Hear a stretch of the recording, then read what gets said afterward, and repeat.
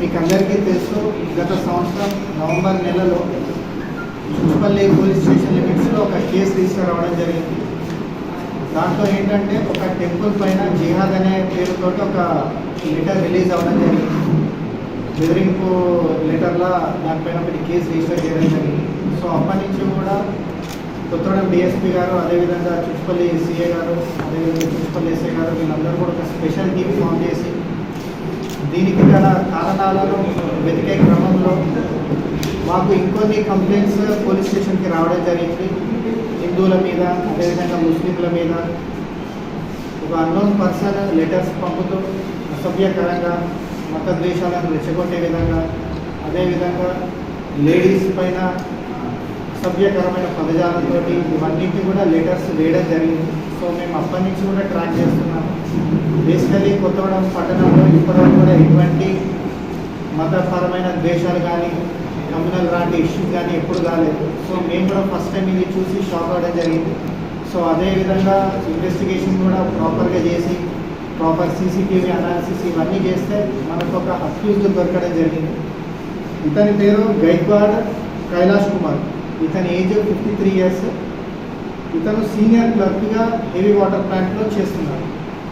So ఇతను గత November నెల నుంచి కూడా ఇటువంటి లెటర్స్ మన హిందూస్ పైన, ముస్లిమ్స్ పైన, సో హిందూస్కి లెటర్స్ రాసేటప్పుడు ముస్లిమ్స్ గురించి నెగిటివ్గా రాయడం, హిందూస్ గురించి నెగిటివ్గా రాయడం, సో దట్ ఏంటంటే హిందూ ముస్లిం కమ్యూనిటీ మధ్య ద్వేషాలు, గొడవలు జరిగే విధంగా రాయడం జరిగింది.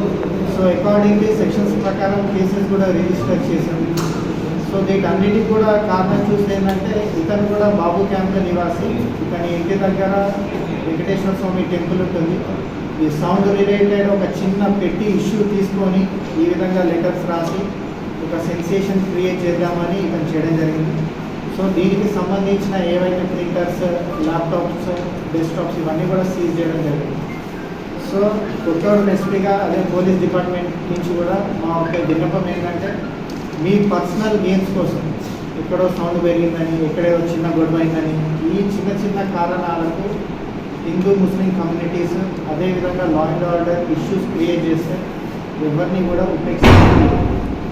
చిన్న రీజన్ వల్ల ఏదైనా లా అండ్ ఆర్డర్ ఇష్యూ వస్తే ఇప్పటివరకు ఉన్న కొత్తగూడెం నోన్ ఫర్ పీస్ఫుల్నెస్, ఇప్పటివరకు కూడా ఎలాంటి ఇష్యూస్ కాలేదు. ఇటువంటి వారి వల్ల అయితే మాత్రం ఊరుకునేది లేదు. సో పబ్లిక్ కూడా మా సైడ్ నుంచి చిన్న రిక్వెస్ట్, ఇటువంటి మీ దృష్టికి కూడా ఏదన్నా వస్తే వెంటనే మాకు ఇన్ఫార్మ్ చేయండి. ఇది పబ్లిక్లో ఏంటంటే సోషల్ మీడియాలో వైరల్ అయ్యి ఏదో జిహాద్ వచ్చి టెర్రరిస్ట్ గ్యాంగ్ ఇక్కడ ఏదో చేస్తామన్న ఉద్దేశంతో భయభ్రాంతులకు గురవుతారు. సో ఇటువంటి ఏమున్నా కూడా మా దృష్టికి తీసుకురండి. మేము డెఫినెట్లీ దాని మీద యాక్షన్ తీసుకొని వెంటనే